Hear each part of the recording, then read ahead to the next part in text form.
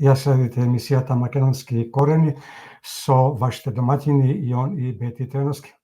Почитувани слушатели, Facebook следбеници, како што знаете, секоја сабота во ова време е резервирано за разговор со наши гости.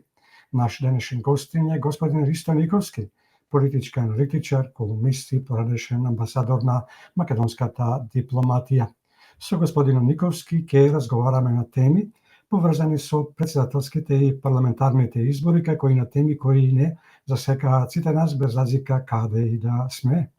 Токму така, почитувани, со господинот Никовски ќе зборуваме за телевизиските дуели помеѓу претседателските кандидати професорката Гордана Силјановска-Давкова и Стево Пендаровски, како и за очекувањата кои од нив двајца ќе биде шестиот претседател на Македонија. Ќе зборуваме за цензусот, за пораките на лидерите на политичките партии и на претседателските кандидати, а ќе зборуваме и за изборните програми на кандидатите, но и на политичките партии, како и за заканите од страната на ДУИ.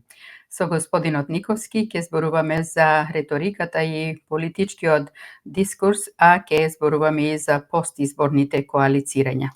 Ќе зборуваме за пратеничките имунитети, но ќе зборуваме и за очекувањата од парламентарните и претседателските избори. Токму така, почитувани, ова се само еден дел од темите за кои во следниве 80 минути ќе разговараме со нашиот гостин, кого во овие моменти преку видеолинковско поврзување го покануваме да ни се придружи во студиово на Македонски корени. Се надеваме дека нема да имаме проблем со звучниот сигнал. Господине Никовски, верувам не слушате. Ако е така, добро ви утро и добро ни дојдовте на Македонски корени.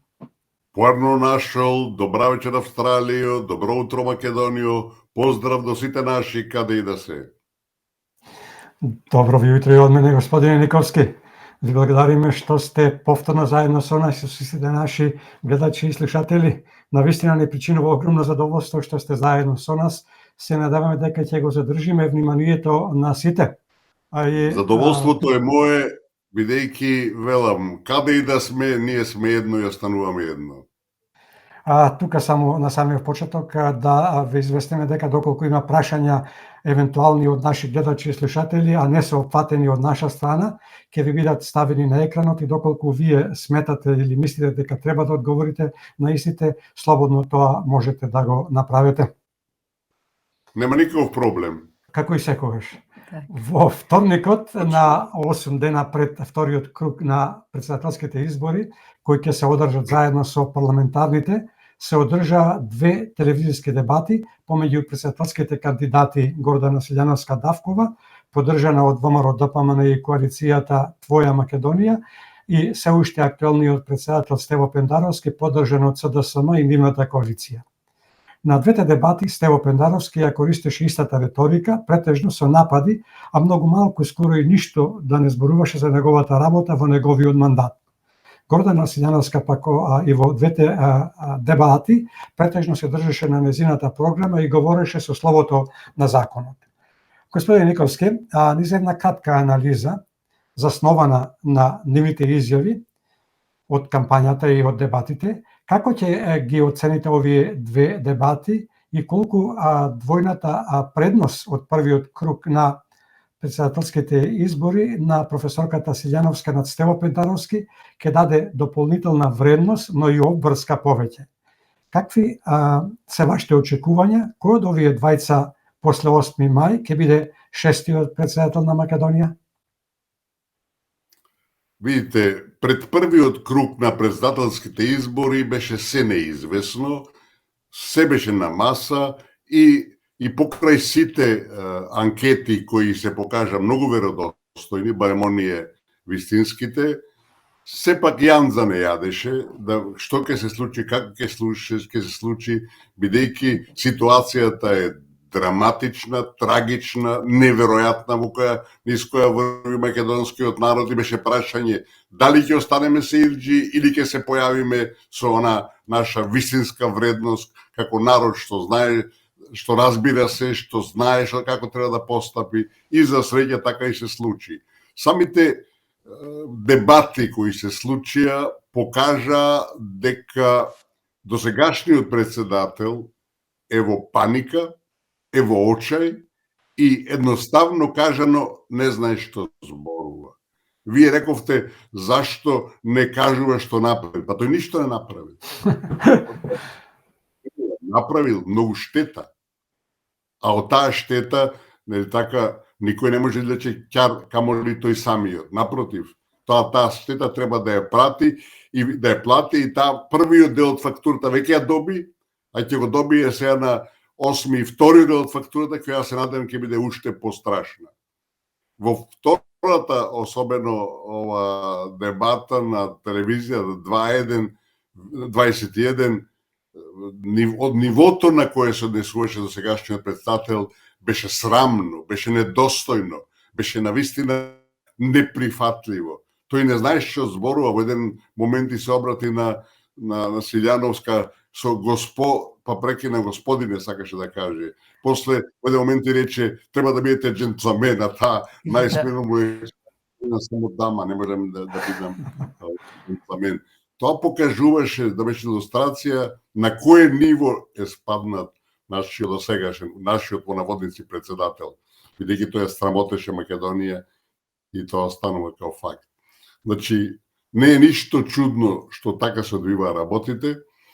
Мислам дека е сега сосема известно дека победник сериозен, уверлив ќе биде кандидат против кандидатката Силјановска Давкова и да се разбереме, тоа дај Боже све да се одвива според како нормалните прилики и услови, тоа ќе биде прв пат да на председателски избори победи всушност кандидатот на опозицијата. Заради споредба ќе ви кажам дека на последните председателски избори кои се одржаа во 2019 година, излезноста беше помала отколку сега на првиот круг. Сега на првиот круг излегоа 828.402 гласачи, а во 1919 година тој број беше 753.000. Значи 70-тина, преку 70.000 помалце. Затоа минатиот пат во вториот круг излегоа 843.000, значи колку тоа рече 100.000 повеќе, преку 90.000 повеќе од во првиот круг, и треба да се очекува дека истото ќе се повтори и сега. Така да шансите се, условите се дека победата на Силјановска ќе биде навистина уверлива, ќе ни даде простор, ќе ни отвори надеж дека работите ќе се менуваат, бидејќи таа за досегашниот така наречен председател е легалист и која нема да паѓа под влијание и да ги спроведува интересите на партиите и на другите чинители на власта, туку ќе тера своја агенда која ќе биде во интерес на Македонија. Таа по се покажа дека ќе на најдостоинствен начин ќе ја представува Македонија и најмногу од све радува нејзиното и јасно и прецизно изјаснување дека за неа нема република северна некаква измислена Македонија, туку за неа секогаш ќе зборува за Македонија. А нашиот досегашен председател кој не знае за кого да најава, дали за волкот или за нас, тој вели дека тоа ќе биде недозволиво, тоа ќе биде, не знам, спротивно на интересите на Македонија. Напротив, Македонија ќе покаже дека има своје достоинство, дека знае што сака, дека прекрстувањето на кое бевме изложени на несилежички начин е неприфатливо. Та убаво објасни, ако еден народ има право на самоопределување, па тоа го има и поединецот. Така да ќе одзвонува и во Брисел, и во Вашингтон, и секаде ќе одзвонува Македонија, и тоа е враќање полека, постепено на достоинството кое го заслужува овој народ, овој вековен и милениумски народ. Господине Николски, како ќе го прокоментирате тоа што Стево Пендаровски не се појави на телевизиската дебата на македонската телевизија и наместо дебата имаше интервју само со Гордана Силјановска Давкова? Мислам дека тука има одредено недоразбирање, бидејќи према оние информации кои се објавени, Пендаровски не го прифати тој дуел, не да го откаже како што имаше некои реакции во јавноста, тој не го прифати, тоа е негово право. А тоа само покажува дека е свесен за инфериорноста во која се наоѓа во тие дебати и дека едно ново понижување лично, бидејќи против него има личност со која не може да се споредува, која е далеку севкупно посилна од него, и затоа и добро е што не се појави на таа дебата, бидејќи тоа ќе беше само нов минус за него и велам, не се откажал, не се пријавил, не ја прифатил, а велам, тоа во секој случај малку подобро звучи за него, али од друга страна ја покажува и неговата бесилност во однос на Силјановска. Во понеделник е закажан нов ТВ дуел помеѓу Пендаровски и Силјановска, кој треба да се одржи на канал 5 телевизија. Дали овој дуел се разбира ако се појави Пендаровски, ќе ги промени нештата како на председателските избори закажани за 8 мај? Добро е што ќе имаш еден дуел, тоа само ќе ја потврди супериорноста на Силјановска и народот ќе се доувери дека му помина времето на овој така наречен председател, кој работеше против интересите на македонскиот народ, кој во многу прилики покажа дека не знае што зборува, и велам, тоа ќе биде негов дефинитивен пораз пред она што ќе се случи 2 дена подоцна на 8 мај. Како гледате на изјавата, односно пораката на професорката Гордана Силјановска-Давкова, која ја испрати од митингот во Куманово, дека некои дела, така наречени дела против човештвото, никогаш не застаруваат, алудирајќи на случувањата од 2001 година, која порака предизвика пак реакција кај Али Ахмети. Како ќе ги прокоментирате и реакциите од тој, упатени кон професорката Силјановска да внимавала кога зборувала за вака чувствителни теми, бидејќи како што Ахмети рече дека војниците на ОНА се бореле за слобода, а не биле платеници, и дека ваквите теми не требало да се користат во изборна кампања. Сето тоа е само нов доказ во очиот кој исто така се наоѓа и Дуи, која е свесна дека ја губи власта после 20 години и сите злоупотреби што ги направи. Иницијативата за тоа дојде од Советот за Европа. Знаете, Европа одложува, али не простува. Тоа мора да заврши така и со војната во 2001 година, поточно агресијата од Косово, со која што бевме соочени и која целосно ја трансформира нашата земја на еден неприфатлив начин. Не забораваме дека до сега за тоа злосторство од страна на албанските терористи, како што ги начуваше тогашниот генерален секретар на НАТО Робертсон, само македонци одговараа. Бошковски, Трчуловски, така натака, а не албанци. А ние бевме жртви, а тие беа иницијатори и агресори. Да не забораваме дека на Косово после долги години Хашим Тачи е сега во Хашкиот суд, дека му се суди и дека да се надеваме дека тоа ќе мора да се случи во една што поблиска иднина и со тие носителите на 2001 година кај нас, на агресијата од 2001 година кај нас, и да се разбереме, целта, првите 5 соопштенија беа за ослободување на албански територии во Македонија. Тоа што се претвори тоа во некако барање на човекови права, дури и нашиот Тачи, Мендух Тачи рече, видите, човекови права не се бараат со војна, вика, се бараат по политички начин. Така да, крајно е време и тој дел од наша историја да се на некој начин заврши, затвори. Меѓутоа, мораме да бидеме свесни дека нашето инсистирање треба да биде тоа да се префрли повторно во Хаг, бидејќи се работи за такви случаи, меѓународен тероризам, меѓународно, разбирате, непочитување на правото, а не да се остави нашите судови, бидејќи тоа во дадените услови, во дадените меѓуетнички состојби мислам дека ќе биде многу тешко, бидејќи да не забораваме дека Дуи и неговите приврзаници се спремни на се и тоа го манифестираат последниве денови од кампањата, свесни дека го губат тлото под нозете, а тоа за нив не значи само губење на власта, него многу јасно најавува новата власт дека сите криминали ќе бидат истражени. Од тоа се плашат, тие разбирате. Ако се стави се тоа на маса и ако сите тие што направива грешки, што го грабе овој народ, што го уништува држава, дека ќе мора да одговараат, мора да бидат загрижени.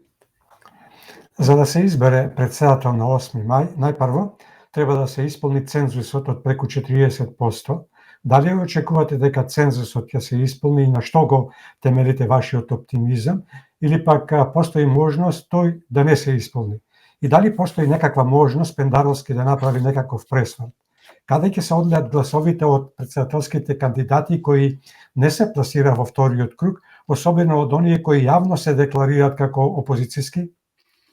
Видите, факт е дека прво на вториот, претходно малце и го илустиравме тоа, на вториот круг на председателски избори изгледноста е поголема. Тоа се случи во 19-та година, кога беа одвоени председателските од парламентарните. Од друга страна, факт е дека, како што е сега случајот, на самите парламентарни избори кои се држуваат паралелно, излезноста е многу поголема. Ќе ви докажам тоа дека во 2020 година, на последните парламентарни избори, кои беа одвоени, значи не беа заедно со председателските, излезноста беше 943.748 или 52% од избирачкото тело. Значи, сите избори се, дека тоа ќе се повтори и сега, дека излезноста ќе биде голема, меѓутоа јанзата дека може да дојде до некаков недостаток на 40%, ќе постои до последниот момент, бидејќи интересите се многу различни, многу конфронтирани, странскиот фактор е длабоко влезен во сето ова што се случува во држава и интересите на странскиот фактор е да победат овие наши досегашни предавници, бидејќи тие ги реализираат нивните интереси и цели. И велам, јанзата ќе биде до крај, меѓутоа сите изгледи се дека нема да биде доведена во прашање излезноста, односно цензусот од 40%. Велам, до крај ќе биде неизвестно, можни се бојкоти од разни страни, особено од албанци, од Дуи, која нели така оди со барање апсолутно нелегално и нелегитимно, легално некој начин, нелегитимно во основата, председателот се бира во собранието. И за нив ќе биде успех ако сега председател не се избере, тоа ќе продолжи политичката криза, во која тие полесно пливаат, разбирате. Така да нивниот интерес да има политичка криза, само нивни и ничи други. Меѓутоа, веќе гледаме дека албанската опозиција сосема поинаку се однесува, дека ги сваќа суштината на политичките збиднувања во држава и дека ќе бараат своје место под сонцето, од една страна да го тргнат Дуи од власта, од 20 годишната власт, која злоупотребуваше максимално и на штета на албанците, и дека тоа ќе овозможи некаков ново легално продолжување на власта, бидејќи од една страна тоа е спремен и ВМРО-то како следен неизбежен победник на овие парламентарни избори, а зашто се лагат во принцип и албанците. Знаете, тука македонците не потврлија, тоа беше всушност политика, предавничка политика на досегашната власт, никој на албанците не им предочи, не им објасни дека залагањето за уставни промени значи задавање на сериозен, одлучен удар на македонизмот, дека е тоа мерка апсолутно замислена за уништување на македонскиот народ и дека тие не можат како некакви наши комши, соседи, сограѓани да бидат на таа линија. Меѓутоа проблемот е што, велам, и нашава досегашна власт беше предавничка, беше на таа линија и создаваше забуна. Мислам дека нема никакви дилеми дека новата власт, дека ВМРО, ДПМН-то многу јасно ќе го тоа елаборира и дека албанските фактори кои ќе се опозицијата ќе се повлекува од тој некаков ултиматум или избори или промена на уставот или нема заедничка влада, мислам дека тоа веќе е надвор од агендата и дека тоа веќе не доаѓа предвид, али велам, потребни се уште нови исчекори да некои такви грозоморни замисли и политики се фрлат на бунишчето од историјата. Господине Николски, како ќе ја прокоментирате програмата на председателската кандидатка професорката Гордана Силјановска-Давкова, но и тоа што нејзината програма е преведена на неколку јазици и тоа на албански, српски, турски, босански, влашки, ромски и еврејски? Видите, прво и основно, како што рековме, Силјановска-Давкова е легалист.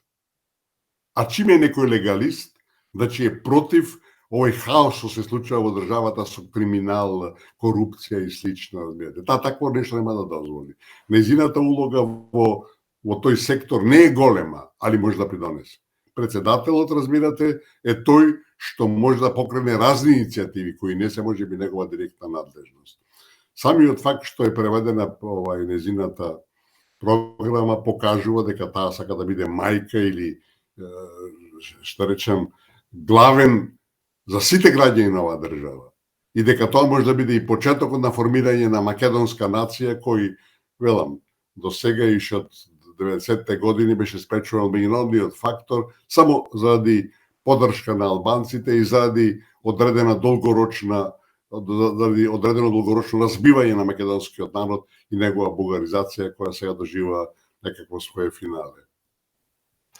Дали уште малку кај председателската кандидатка Гордана Силјановска, дали Гордана Силјановска-Давкова овој пат ќе успее да се наметне кај гласачкото тело за да постане мајка на нацијата и дали верувате дека таа ќе успее да обедини нацијата, особено ако се земе во предвид нејзината меѓународна етаблираност и професионалната ангажираност како на правниот факултет, така и во Европскиот совет, но и нејзиното 4-годишно искуство како пратеник во законодавниот дом.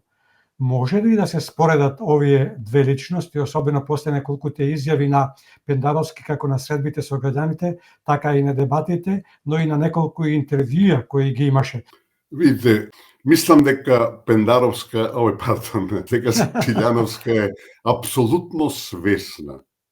И тоа е најголемата грешка на досегашниот председател.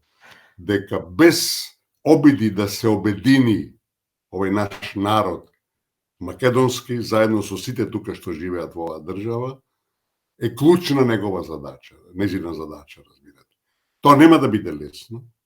Тоа е просто невозможна задача, ама затоа си начел на државата.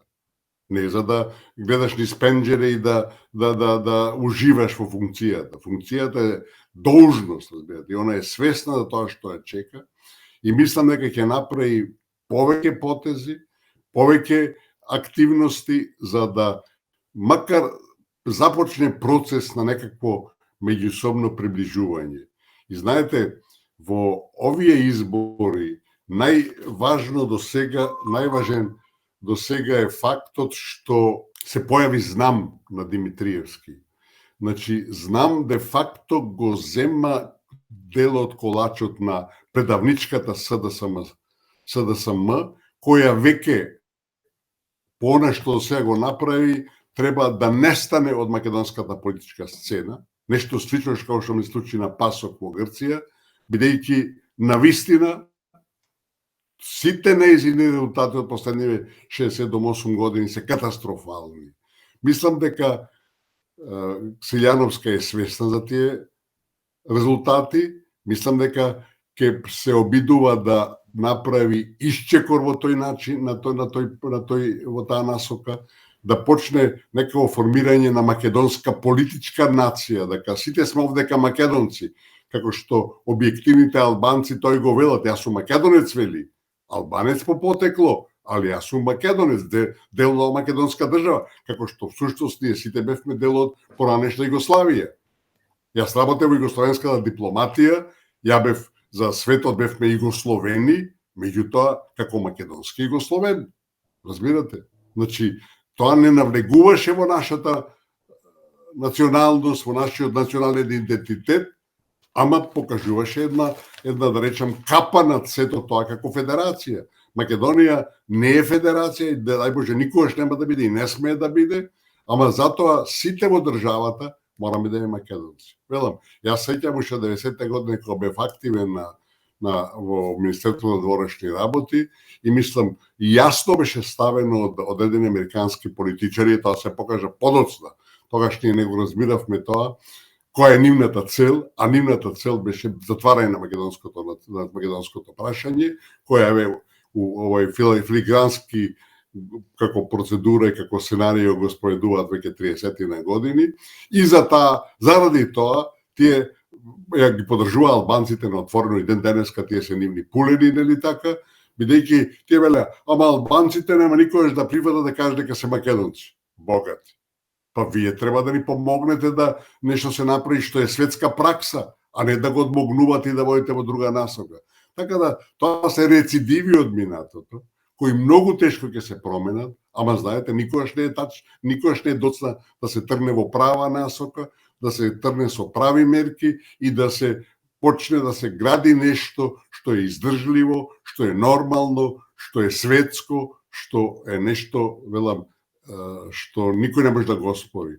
Мислам дека ќе биде тешко, али јас лично се надевам дека Силјановска, Давкова ќе тргне во таа насока.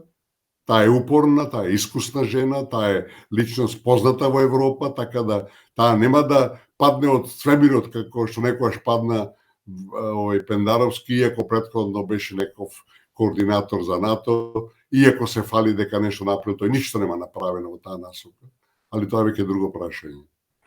Дали она што им се случи на СДСМ и на Пендаровски во првиот круг од претседателските избори всушност е фактурата од гласачкото тело за данокот кој сега го плаќа СДСМ и Пендаровски за неспособноста да ја водат државата во правилна насока?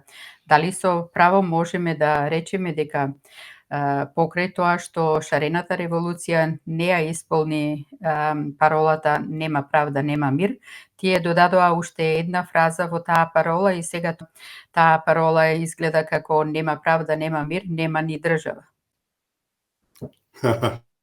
Одлично кажано, видите, на крај се што направија тие е уништување на државата, разбирате. Така да тие немаат со што да се пофалат. Се што направија, се е на штета на оваа држава.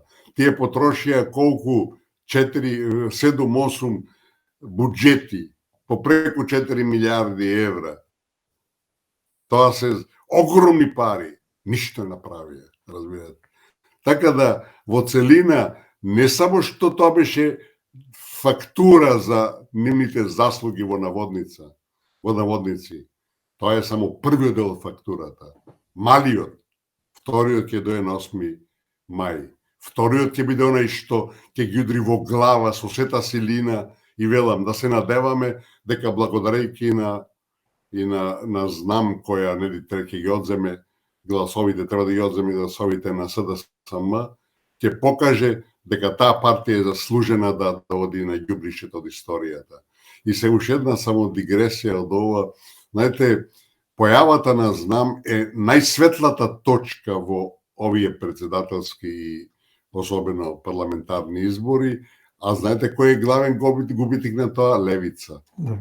Левица де факто очекуваше сега да има 80 и повеќе илјади гласови и да оди на 8-10 парламентарци, тие овој пат добија нешто повеќе од 4000 гласа од претходните избори и велам славата им ја зема знам и тоа е добро, бидејќи Левица беше позитивна појава на нашата политичка сцена, што таа беше досега единствена која јасно и гласно кажуваше и критикуваше што прават овие предавници од власта. Меѓутоа, ова што го прави имаше кај нив и одредени всушност да речам нелогичности, некакви претеризми во некој случај, додека ова што го говори, што се залага, знам и Максим Димитриевски, извонредно, секој нормален македонец треба да го подпише и велам, иако сега и се уште има уште некои мали недоразбираме и нив и ВМРО, очигледно е дека тие се новата коалиција која ќе дојде на власт и по сите изгледи ќе има преку 60% пратеници, така да и следното коалицирање со албанската опозиција ќе биде нормално, логично, политички оправдано, а нема да биде од зависност да се преживее или да се добие власта. Така да тоа ќе биде и начин, и пат, и можност да и албанците се стават во своите реални рамки во оваа држава. Велам, јас немам ништо против албанците. Нормално, албанскиот народ во целина беше исклучително позитивен. Сега после влијанието кој го направија терористите од УЧК во 2001 година има многу промени, разбирате, многу завладеа тој, да речам, нивни клиентелизам и нивни екстремен национализам, али велам, народот е позитивен во целина и мислам дека полека ќе можеме да се вратат работите во на нормална, реална и вистинска корелација меѓу македонците и албанците. Рековте дека поголемиот данок ќе биде на 8 мај, да се надеваме дека тој данок нема да биде данок во крв. Меѓутоа, што се однесува на левица, ние од самиот почеток на поување сме немале доверба во нив и секогаш сме велели дека човек кој што го урива системот, човек кој што ги пали, луѓе кои што ги палат народните канцеларии на претседателот, тие не се добри градители. Она што го зборуваат не го мислат, туку мислат сосема спротивното. Апасиев пред почетокот на кампањата рече одиме на 140.000, на првиот еден сат после првиот круг на претседателски избори ја намали бројката на 80.000, сега и тоа го преполовува. Меѓутоа, тоа си е... Тоа е реалноста. Да.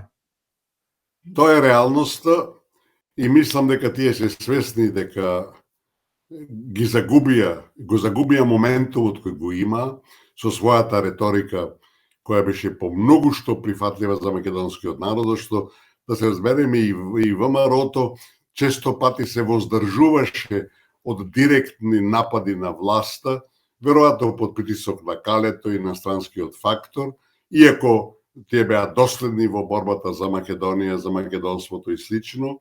Меѓутоа, велам, левица во секој случај се наоѓа во една нова ситуација.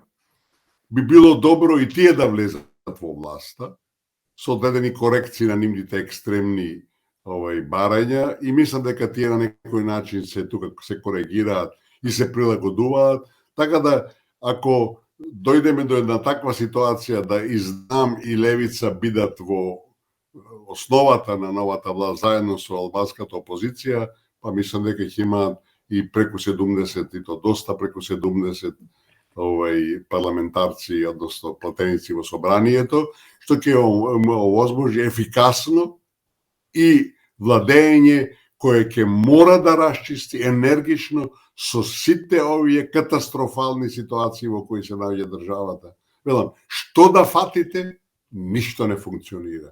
Да не спомнуваме онкологија, да не спомнуваме железница, да спомнуваме овие бараката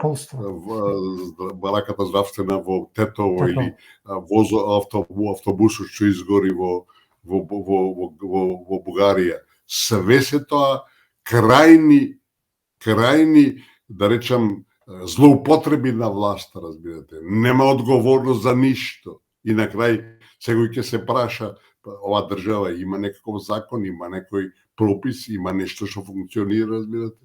Така да, велам, пресвртна е ситуацијата, нема да биде лесно новата власт, ќе мора да сече, и то сериозно, ако сака да излезе од ќорсокакот, а велам, пречките и внатрешни, дворешни ќе бидат сериозни и нагласени. Забележуваме дека реториката во политичкиот дискурс кај политичките партии од ден на ден се менува, особено после првиот круг на председателските избори. Дали причината за тоа лежи во желбата да се биде дел од власта и како гледате на условувањата од двата македонски и албански политички табори, оној од Европскиот фронт на ДУИ и оној од Вреди, односно ВЛЕН, дека услов за коалицирање е промена, односно отварање на уставот. Имајќи го предвид ова, со колкава сигурност може да се исцртаат контурите на идната влада и колку ваквите условувања ќе ја усложнат работата при формирањето на новата влада? Видите, тука моментално имаме две ситуации кои сериозно се менуваат. Едната е на албанската опозиција, која веќе се повлече од тој ултиматум кој е безсмислен, разбирате, не може една малцинска партија, една минимална партија, која идеја тоа да поставува ултиматум и услови, тоа го нема никаде во светот, па не може да биде ни кај нас. Тоа е едниот дел од мозаикот, од сликата. Вториот дел е ДУИ. ДУИ во очајот во кој се наоѓа, да бидам свесни дека добар дел од нив, ако оваа држава држи до себе, ќе завршат во затвор, разбирате. Тоа неизбежно ќе биде. Иако да се разбереме, како што имавме случај во минатото, кога Љубчо Георгиевски беше помилуван од меѓународниот фактор, му рекоа даја власта и никој ништо не ти може, разбирате. Така да имаме други случаи во минатото кога тие што беа криминалците беа на некој начин ослободени или им беше гарантирана слобода. Веројатно и сега меѓународниот фактор ќе игра на таа карта, меѓутоа власта не смее да се игра со тоа и мора да оди до крај. И затоа, велам, со скандирање учака, со поставување некои безсмислени услови од Османи, Бујар Османи, и свесен дека ќе оди и тој на ѓубришчето од историјата, разбирате, дека Бадентер важи за формирање на влада. Велам, тие веќе не знаат што зборуваат, во очај се. Знаете, ранет лаф е опасен секогаш. Тие имаат воени структури, веќе некој објави дека воени групи шетале низ чај или бутел. Тоа како некаква опомена. Меѓутоа, јас сум апсолутно оптимист. Нема меѓународниот фактор да дозволи тука било каква ескалација. Тие ќе играат на своите интереси кои се потребни на македонците, меѓутоа има секојаш тука лимити, знаете. Има тука некој Рубикон кој не сме да се премине и мудроста на нашите политичари секогаш била да сватат каде е тој Рубикон и да го искористат максимално. Никогаш тоа не се случило. Македонија можеби од првите години кога Глигоро беше на власт, а и тогаш е прашање дали искористивме сите наши шанси, после тоа никогаш тоа не се случи. Најдобар пример е членството во НАТО и договорот од Нивици, разбирате?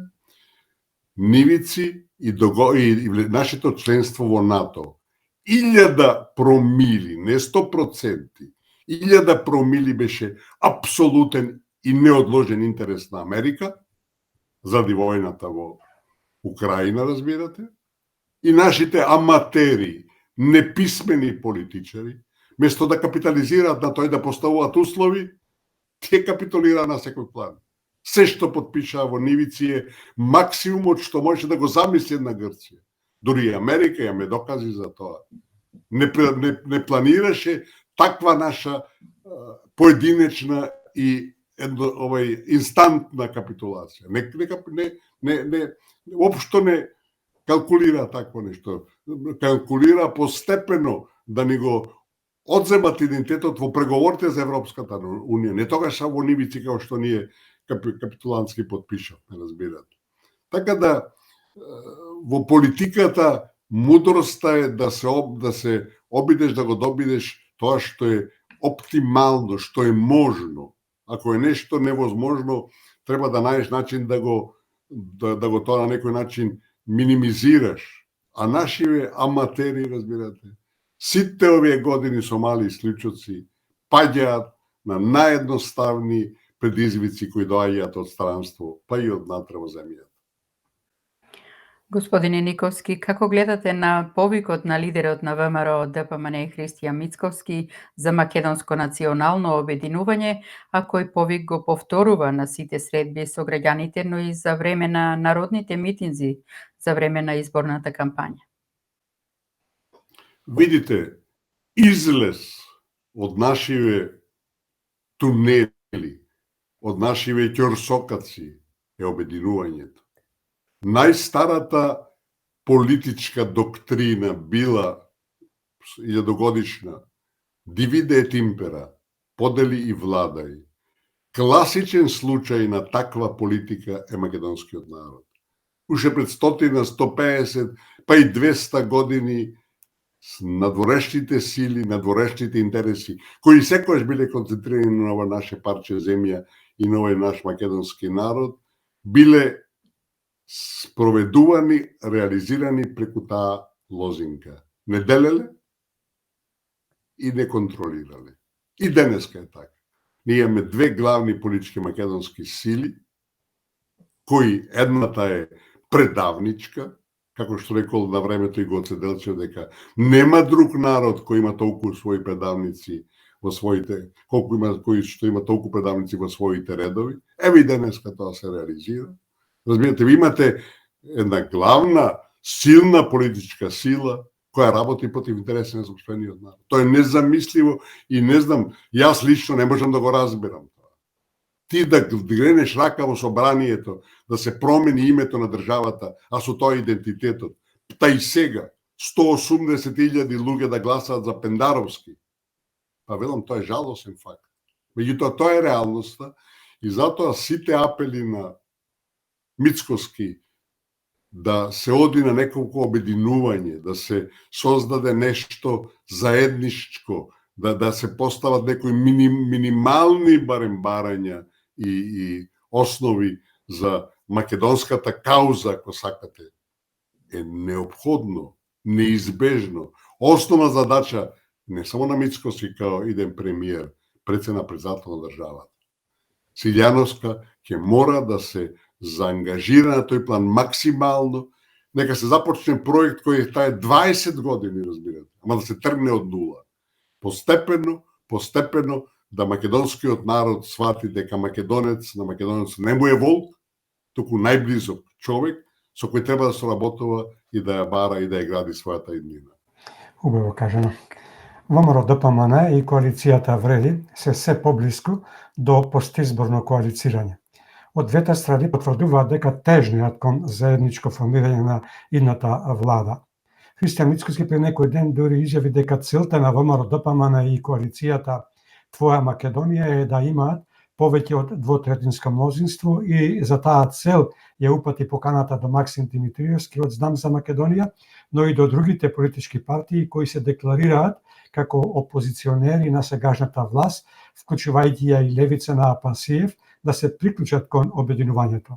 Како гледате на ваквите изјави на Христијан Мицковски, дали ќе успее во неговата намера? Тешко ќе биде, меѓутоа знаете што не тргнало, не стигнало, што не е започнато, не е завршено.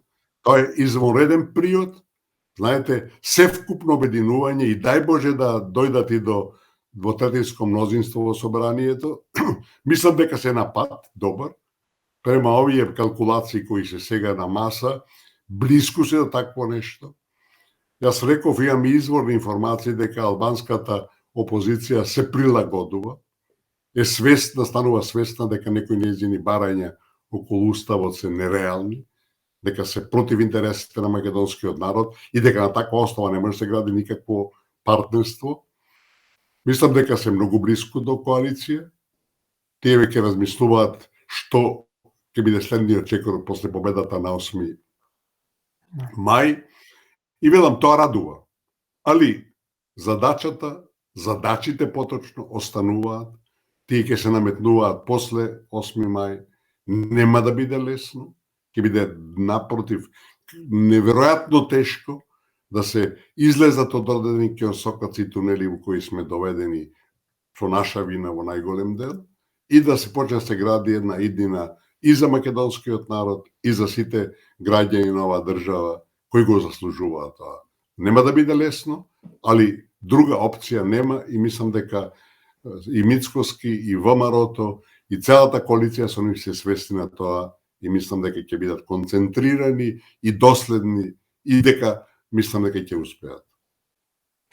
Максим Димитриевски пред некој ден јавно ги испорача условите за евентуална коалиција со било која од двете поголеми политички партии, а тоа се СДСМ и ВМРО-ДПМН. Интересна е пораката која Димитриевски ја упати кон СДСМ, а таа е следнава. Под точка 1, во наредниве 24 часа раководството на СДСМ да поднесе комплетни неотповикливи оставки од сите можни функции во партијата, вели тој. Под точка 2, носителите и коносителите на кандидатските листи на нотар да изјават дека нема да прифатат пратенички мандати и истите ќе ги превземат сите кандидати кои што следат на листите после нив. Под точка 3, да се обврзат дека ниту тајно, ниту јавно нема да продолжат да заговараат соработка со сегашното ДУИ, а од ВМРО-ДПМН Димитриевски побара да потврдат дека не било точно дека дел од раководството на ВМРО-ДПМН заговара јавна или тајна соработка со поранешниот премиер Зоран Заев преку неговите фикс кандидати за пратеници, како што е Венко Филипче, за обезбедување на двотретинско мнозинство во идниот собраниски состав, на што експресно доби одговор од Христијан Мицковски, иако тоа прашање спрема Мицковски било поставено на кукавички начин. Мицковски во одговорот посочи дека ВМРО-ДПМН никогаш не соработувала со Заев, ниту со Ковачевски, ниту со Венко Филипче.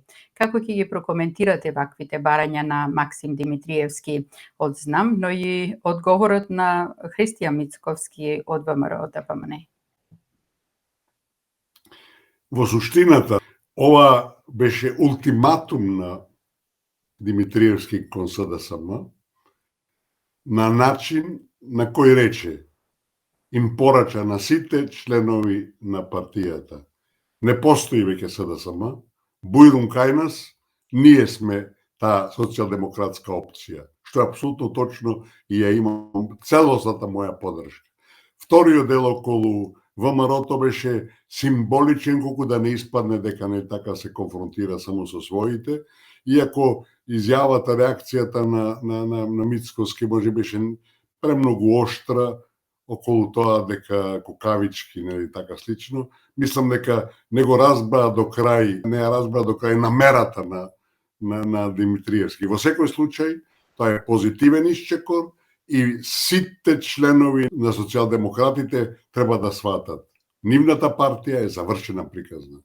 Ја мислам дека овие избори на 9 мај ќе им го покажа тоа, али тие треба на време да се преориентираат и да станат дел од знам на Димитриевски. Велам, СДСМ како таква, после се тоа што го направи на државата и на народот во последните 8 години, веќе нема простор за опстанок на политичката сцена и е прашање само дали судбината на Пасо ќе се очи утредента на 9 мај или ќе е потребно некое подолго време. Мислам дека тоа е веќе завршена работа и затоа сите што сте социјалдемократи, левичари, треба да се одредат. Сакаат во левица, сакаат кај Димитриевски. Мислам дека во дадениот момент Димитриевски е лидерот, Димитриевски покажа што сака, покажа дека има поддршка за тоа и мислам дека ќе биде на крајот од денот најголемиот можеби победник на овие избори. Во врска со бараните услови испратени на адреса на СДСМ од страна на Максим Димитриевски, покрај писмениот одговор од СДСМ и лидерот на партијата Димитар Ковачевски тоа го направи ноусно во еден од неговите говори за време на средбите со граѓаните, притоа додавајќи дека немаат намера да преговараат и да тргуваат со иднината на државата, бидејќи тие биле единствениот наследник на НОБ и на АСНОБ, наспроти истите тврдења и на ЗНАМ. Притоа обвинувајќи го Димитриевски за предавство на локалните избори пред 3 години, како и сега што ќе му помогнел на претседателскиот кандидат од ВМРО-ДПМН Гордана Силјановска-Давкова да имала поголема разлика. Како ќе ги прокоментирате ваквиот одговор и меѓусебните препукувања, господине Никовски? Всушност, Димитриевски ги стави во мат позиција лидерите на СДСМ и тие нема друг начин, друга можност да реагираат, освен дека Димитриевски бил човек партија. Тој доби преку 80.000 гласови, што покажува дека на нашата политичка сцена тоа е навистина сериозна бројка, која верувам дека сега на 8 мај ќе се зголеми, може би преку 100.000, и тоа е добро за државата. Така да, знаете, кој ќе некој кој испилил од кај вас, кој сватил дека вие одите во неповрат, дека одите во самоуништување, се ви поставува ултиматуми, не е лесно, така нити за Ковачевски, нити за другите од раководството, али сето тоа што му го каже и што ми го постави како услови, како ултиматум Ковачевски, е апсолутно точно. Никој од нив не заслужува да добие политичка пензија. Тие сите треба да се бидат фрлени на ѓубришето на историја. Штетите кои ги намести и ги направија на македонскиот народ и на македонска држава се немерливи. Тоа се историски штети, тоа се историски грешки, тоа се работи за кои треба да се заврши во затвор целиот свој остатокот од животот. Какви се вашите очекувања, господине Никовски, за постизборни коалицирања, особено ако се земе во предвид тоа што ВМРО од ДПМН и понатаму стои на цврстиот став дека нема да има промена на уставот под вакви околности со диктатот Бугарија, наспроти СДСМ и двата албански блока кои ја повторуваат тезата дека нема да бидат дел од било која влада, при тоа да имаат некаква гаранција за уставните измени. Дел од тоа веќе го објаснивме, кај албанската опозиција тоа е веќе надминато. Мислам дека и кај вас сме го објаснувале тоа и порано, дека ВМРО-то, прво сведоци сме дека државната каса се празни неконтролирано, дека кои ќе преземат власта ќе бидат хендикепирани на секој начин, вклучувајќи на финансиски, буџетски. Така да, суштината во која тие со која ќе се соочат, ќе бидат конфронтирани, е сепак нашето интегрирање во Европската Унија. Тоа е процес за кој во државата рече си дека нема разлики, сите сме за Европа, и јас сум прв, затоа што Европската Унија е цивилизацијско достигнување, дека нуди вредности, дека нуди перспектива, иако велам во светски размери ќе имаше многу движења кои из Европската Унија ќе ја доведуваат во прашање. Меѓутоа, тоа е наш концепт кој не сме да се остави. Али, знаете, имаме преговарачка рамка која е апсолутно неприфатлива, со која Македонија никогаш нема да влезе во Европската Унија, а тоа значи дека или ќе одиш на нејзина промена, или остануваш во некаква изолација. Самиот збор изолација е нереален, можеби несоодветен во овој момент, бидејќи членки на Европската Унија не е нити Швајцарија, не е нити Исланд, не е ни Норвешка, најбогатите земји во Европа, разбирате. Значи Македонија исто така може да биде некој исклучок. Меѓутоа, ние како мала држава и една најсиромашните во Европа, мораме да направиме све да влеземе во Европската Унија. И таа задача останува на централна на ВМРО-то, на следната влада, а меѓутоа, начинот на кој до сега не третира, предавниците наши досегашни кои го прифатија од страна на Брисел и пред се од страна на Бугарија, диктиран од Бугарија, не стави во некрајно неповолна ситуација. И Македонија или ќе мора да ја промени преговарачката рамка, а за тоа има случај кои сме го елаборирали кај вас, или ќе мора да го смени уставот. Трето нема. Затоа што ако не ја менуваш преговарачката рамка, таму е ставено, значи мораш да извршиш уставни измени, што е апсолутно надвор од праксата, надвор од вредностите, надвор од политиките на Унијата. Меѓутоа, некои наши, да не речам, какви забегани политичари, тоа го прифатиле. И се тоа е наша обврска. Значи, или тоа ќе го промениш, или ќе го смениш уставот. Трето нема.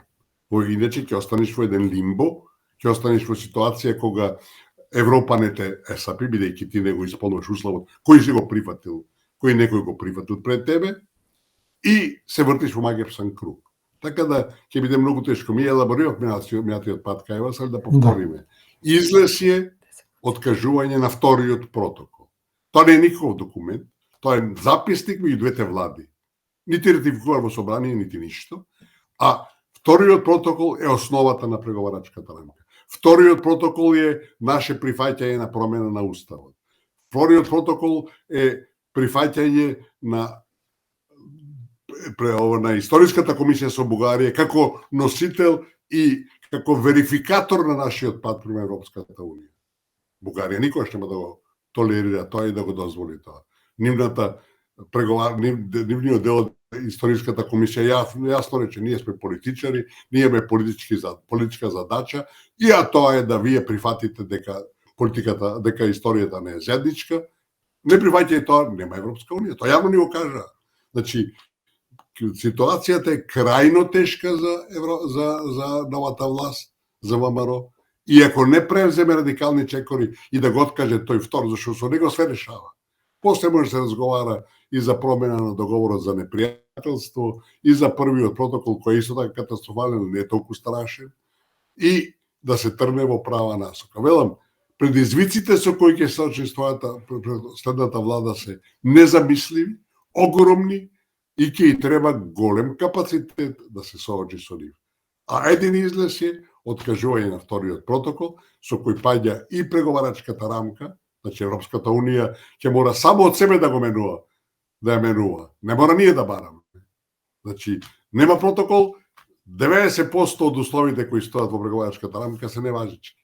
Што ќе прави Европската Унија? Мора да го усогласи тоа. А тоа значи дека нема промена на уставот, бидејќи од неја произлегува и промената на уставот, кој е дел од преговарачката рамка.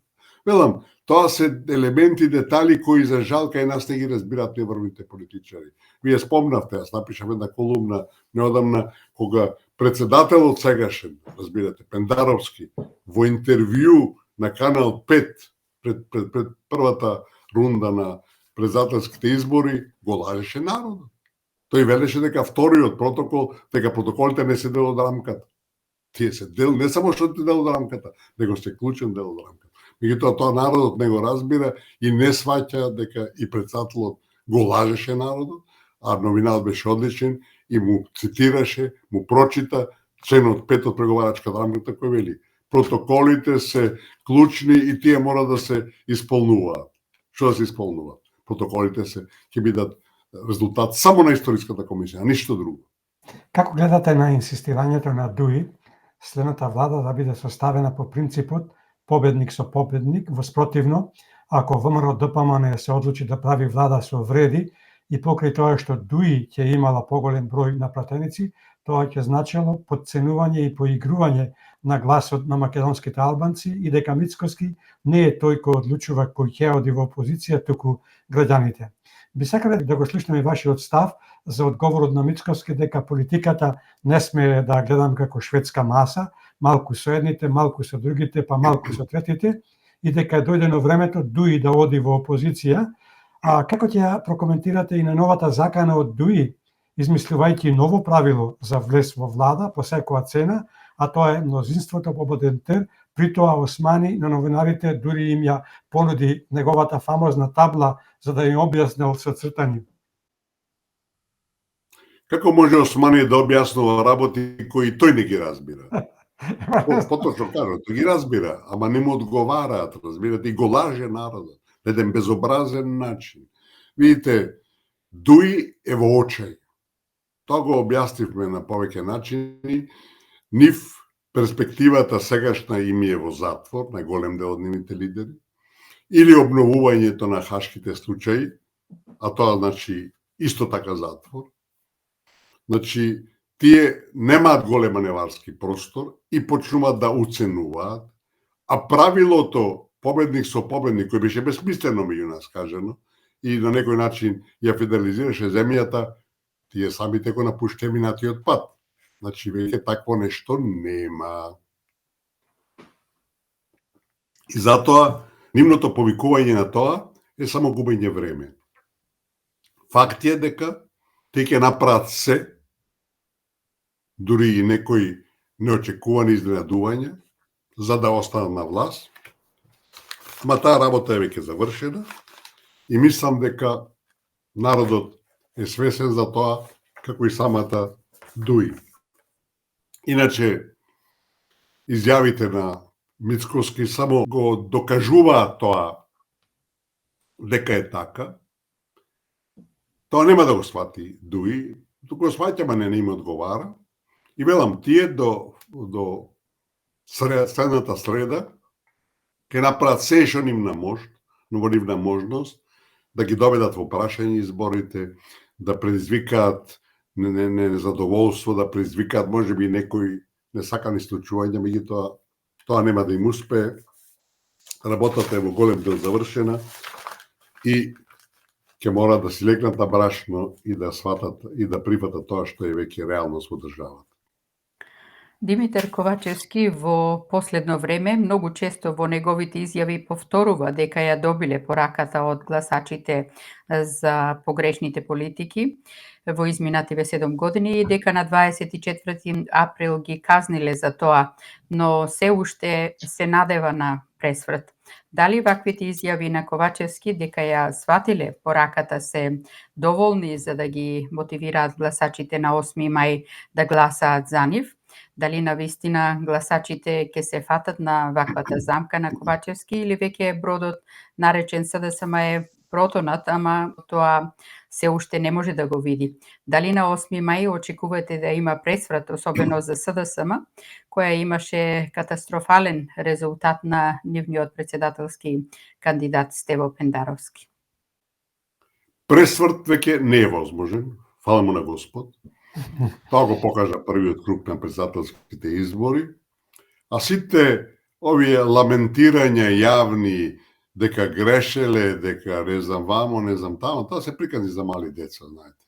Од кога ќе отепате некого, не можете да кажете дека тоа било грешка, разбира. Се го тепале.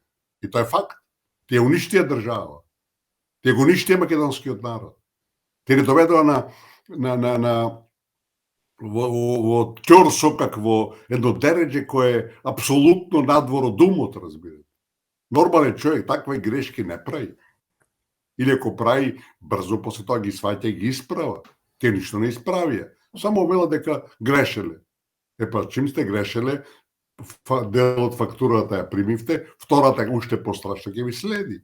Така да мислам дека сите тие нивни манипулирања, обиди за манипулирање со јавноста нема никаква врска, дека победата на опозицијата ќе биде уште поголема на 8 мај и дека се отвара простор за напредок, се отвара простор за да посветла идеја за македонскиот народ и за сите граѓани на оваа држава кои го заслужуваат тоа.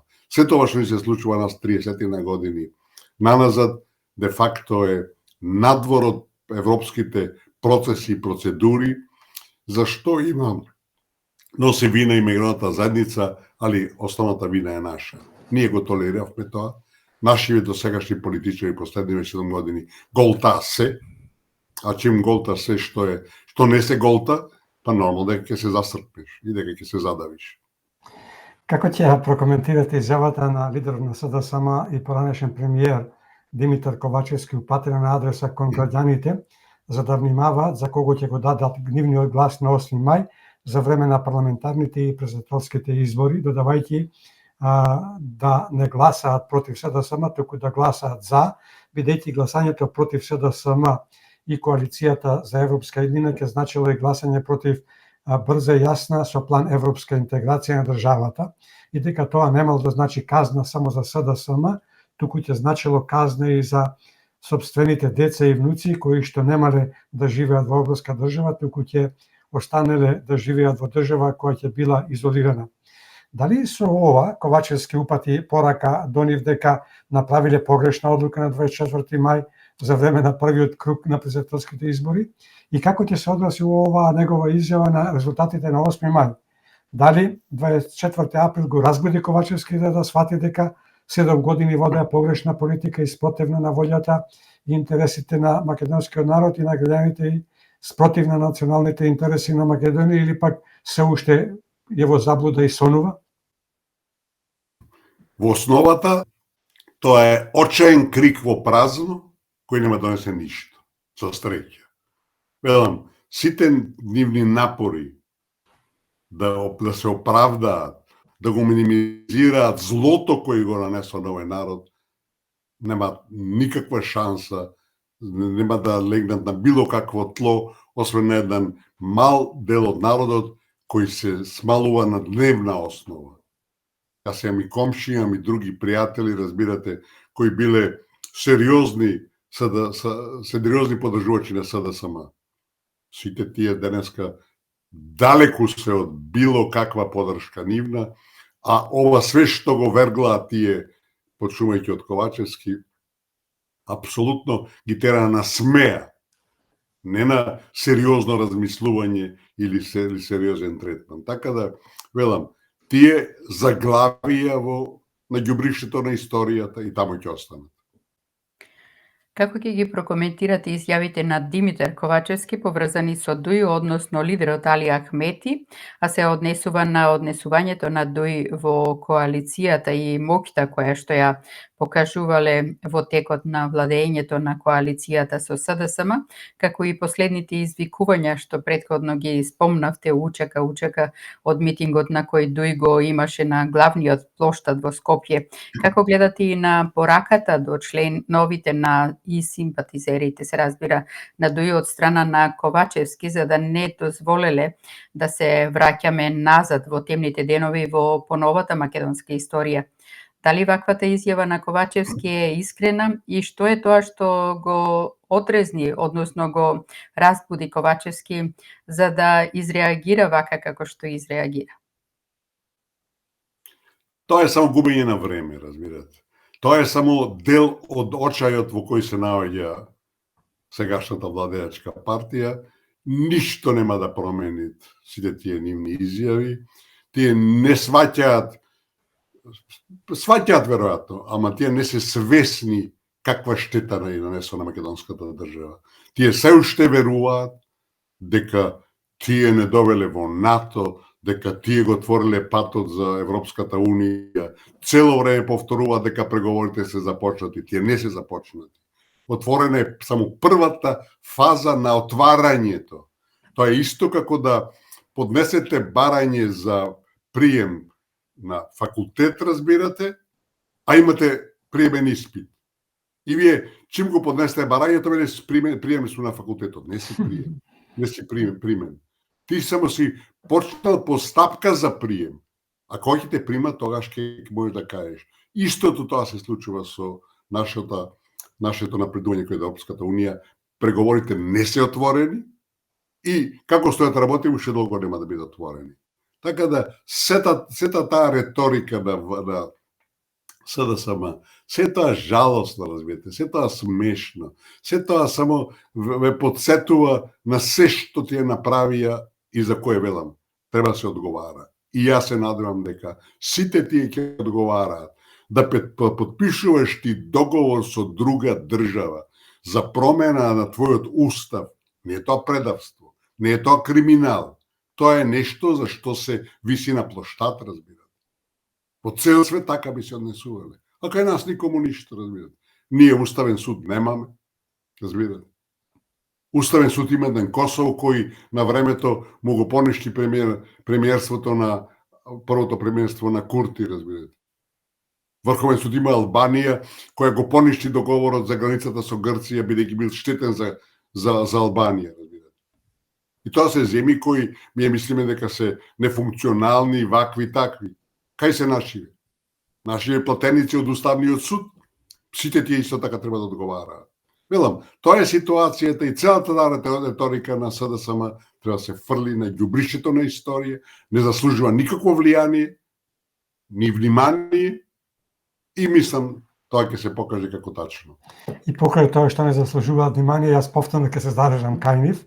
Кога сме кај изјавите на Ковачевски, како ќе ја сваќате неговата изјава дека тој после изборите на 8 мај ќе остане во СДСМ како пратеник во собранието?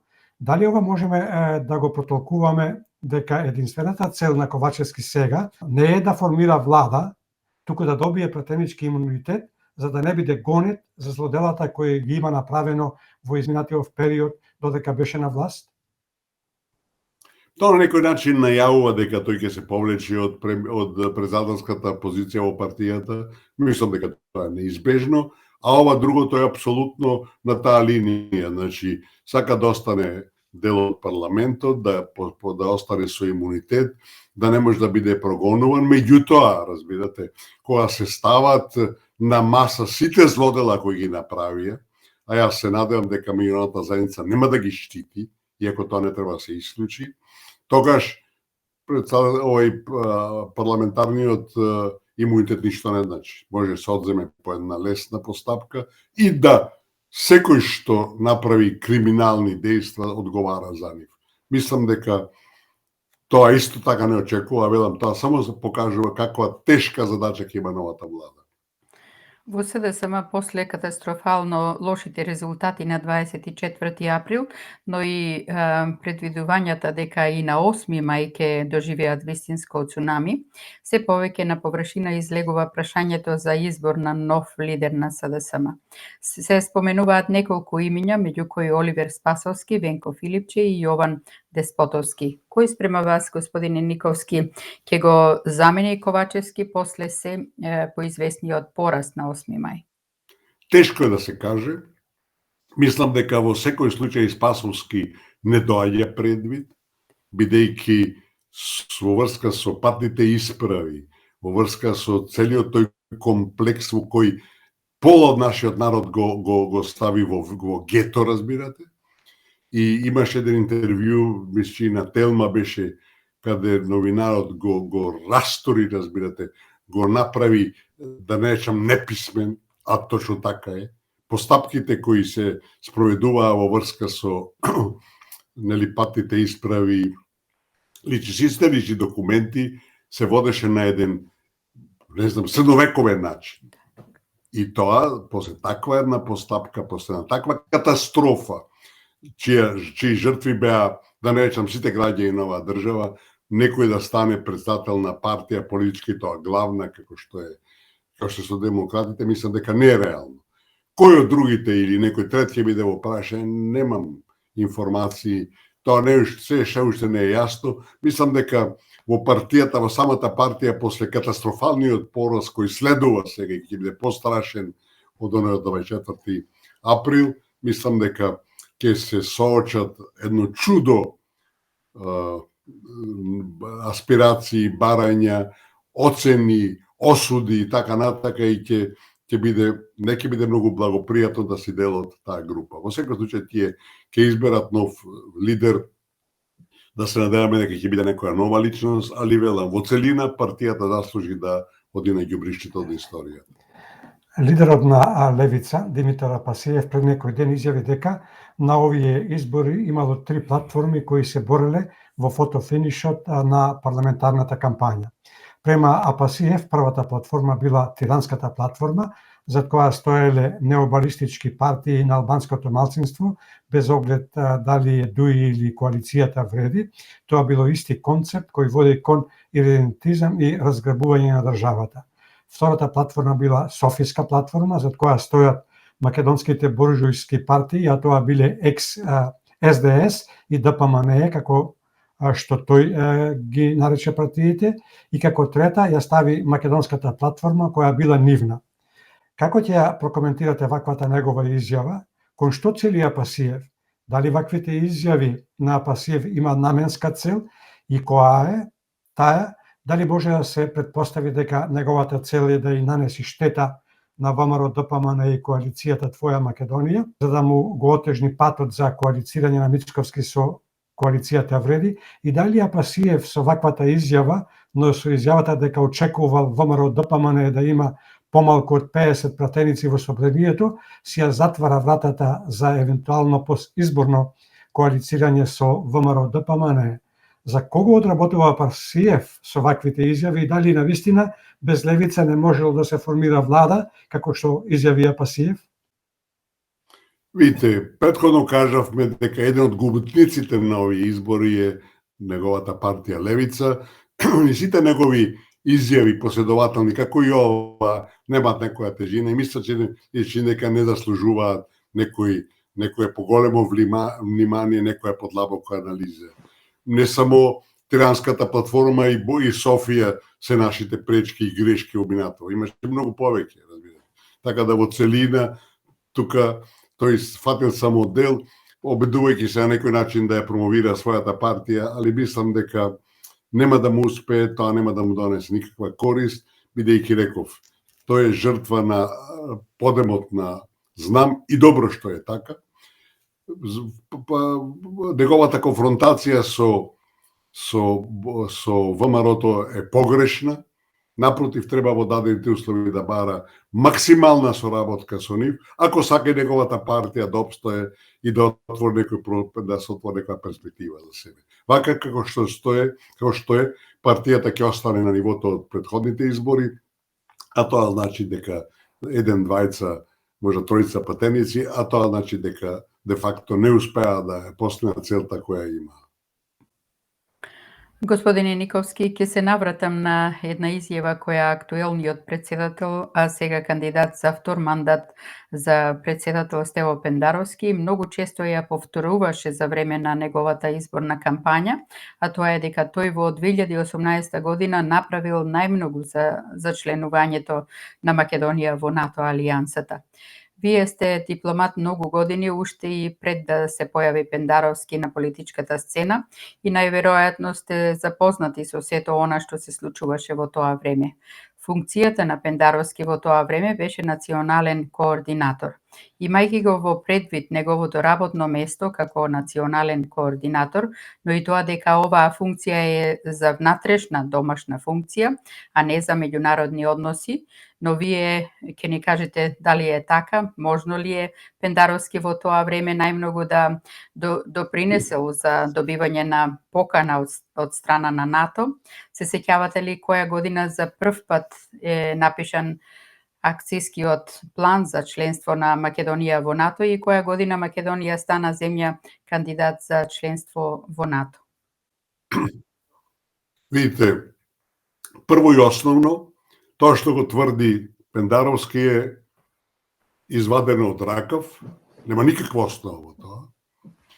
Македонија својата соработка со НАТО ја започна во декември 1993 година, кога нашето собрание донесе декларација за членство во НАТО. Меѓутоа, тоа не се одвиваше како што треба.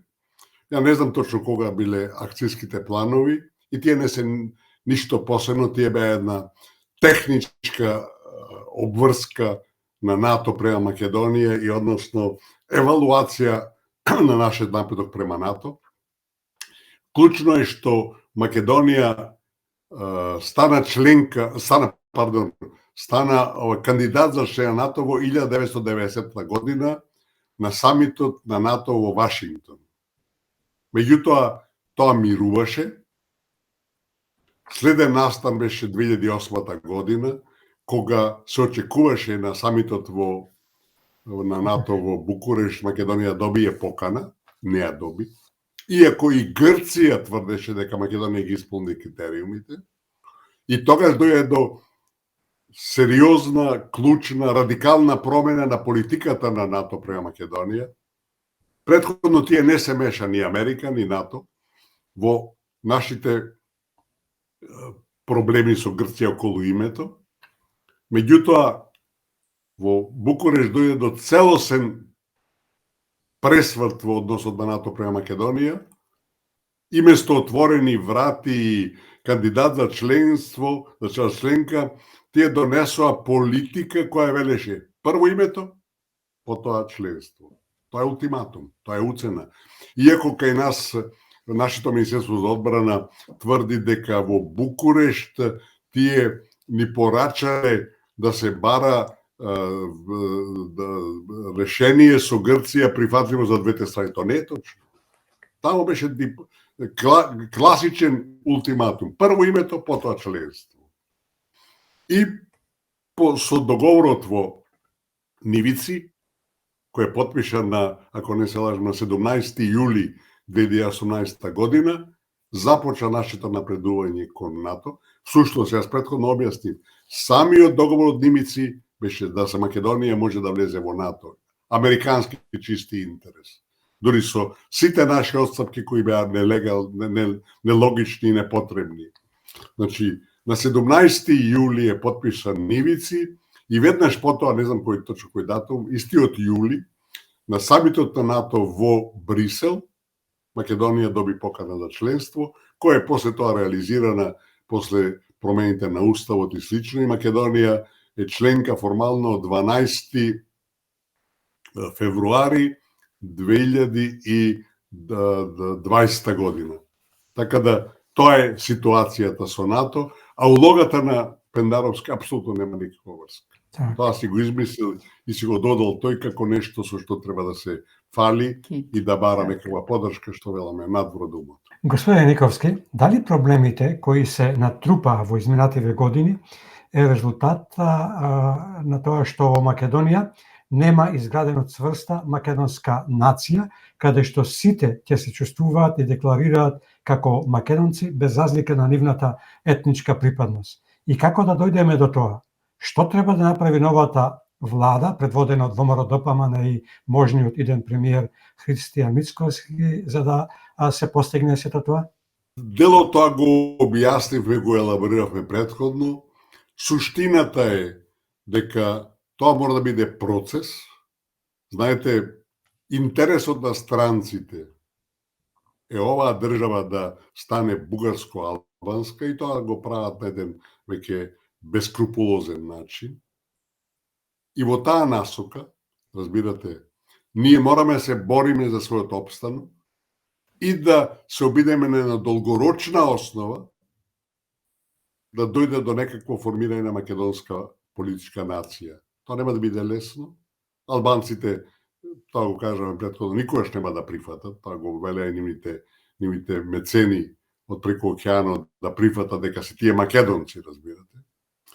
Велам, ние мораме се бориме за тоа, а основниот удар, основниот клуч кој го спречува таквиот развој е самиот Охридски рамков договор. Со него е де факто спречено во Македонија да се гради граѓанско општество. Спречено е, не да речете дека невозможно, него е спречено. Затоа што ако се гради граѓанско општество, нема да има етнички партии, ќе бидат безсмислени, ќе бидеме сите граѓани на оваа држава, сите ќе бидеме тогаш некаква политичка нација. А ако се оди во таа насока, разбирате, како странскиот фактор ќе ја контролира оваа држава и ќе ја фрла на земја кога сака и кога му требе? Преку етничките партии, разбирате. Нивниот главни влијание во Македонија е преку албанските партии. Тие се нивни клиенти.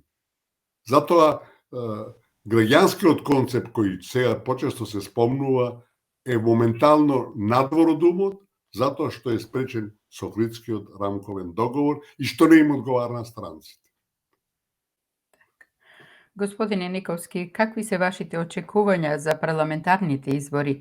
Дали резултатите кои ги освоија председателските кандидати ќе се зголемува или намалува и кај кои политички партии од македонскиот политички корпус, односно блок, ќе се зголемува, а кај кој од нив ќе се намалува и кој ќе биде пресудниот фактор при одлуката на гласачкото тело? Мислам дека победата, тоа го рековме да го повториме, победата на опозицијата и на председателските избори и на парламентарните избори ќе биде огромна, поголема од колку што беше на 24 април. И мислам дека осим опозицијата добитник ќе биде и партијата Знам, и тоа е добро, додека сите други ќе бидат на еден или друг начин губитници.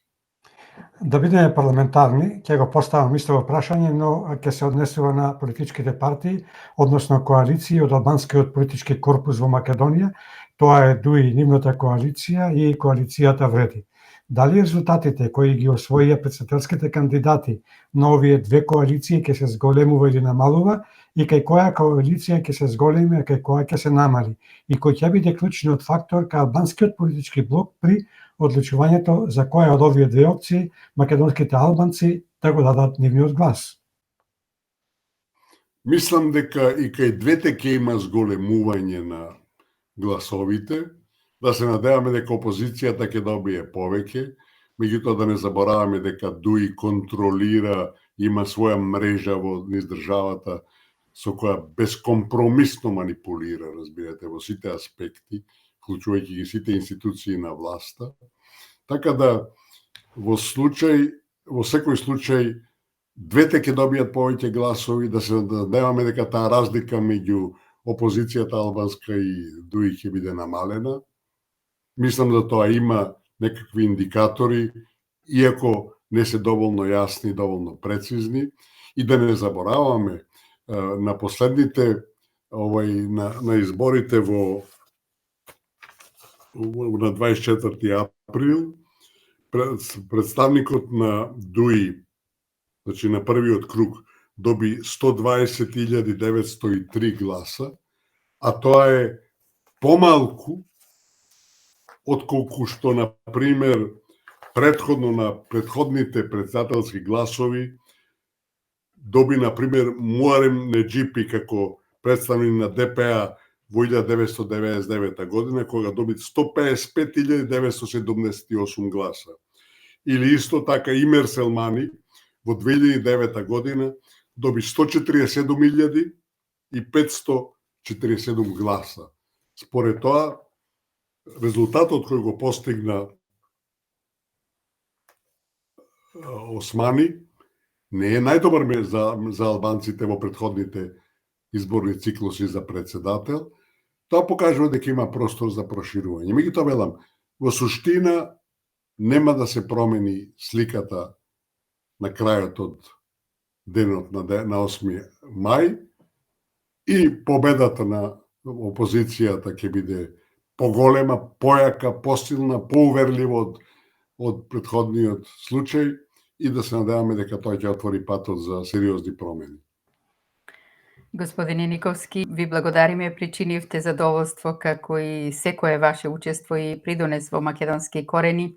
Ви посакуваме убав празничен викенд, Христос воскресе, навистина воскресе, да сте ни живи и здрави и да се чуеме по победата и добриот почеток на воскресенувањето на мила Македонија.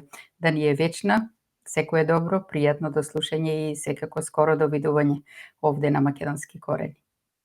Поздрав до сите наши каде и да се, нека се за многу години великденските празници и да живееме во сериозна и основана надеж дека овие избори ќе донесат сериозни, драматични промени во нашата сакана Македонија и дека ќе тргнеме во права насока. Јас сум длабоко оптимист во врска со тоа и велам, ве поздравувам сите со надеж дека ќе почнеме да излегуваме од овие ќорсокаци и тунели во кои не донесоа нашите досегашни предавници.